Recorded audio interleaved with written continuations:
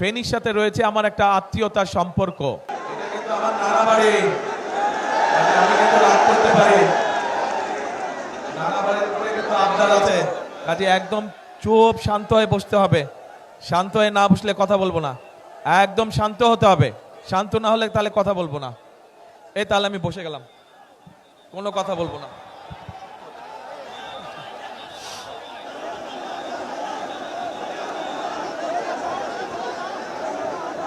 বসতে হবে, শান্ত হয়ে বসতে হবে। এই হুইসেল বাজাচ্ছেন যারা, একটু হুইসেলটা বন্ধ করেন। বিজিবি সদস্যরা আপনারা হুইসেলিংটা বন্ধ করেন। আজকে এই যে বহু বছর পরে ফেনীতে এসেছি আমি,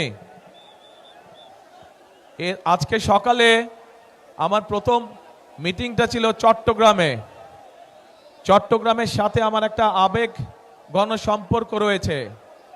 আর ফেনীতে তারপরের মিটিংয়ে আসলাম, ফেনীর সাথে রয়েছে আমার একটা আত্মীয়তার সম্পর্ক, তথা গ্রেটার নোয়াখালীর সাথে রয়েছে একটা আত্মীয়তার সম্পর্ক। প্রিয় ভাই বোনেরা, আপনাদের যেমন দাবি আছে বিএনপির কাছে, ঠিক একইভাবে বিএনপিরও কিন্তু দাবি আছে আপনাদের কাছে। ঠিক ঠিক বলেছে। এই যে পিছনে যারা আছেন, ফেনী, নোয়াখালী, লক্ষ্মীপুরের মানুষের যেমন বিএনপির কাছে একটা দাবি আছে, জোর দাবি এলাকার উন্নয়নের ব্যাপারে, মানুষের সমস্যা দূর করার ব্যাপারে, ঠিক বিএনপিরও একটা দাবি আছে না আপনাদের কাছে?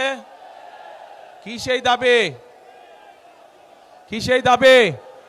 ধানের শেষকে জয়যুক্ত করা।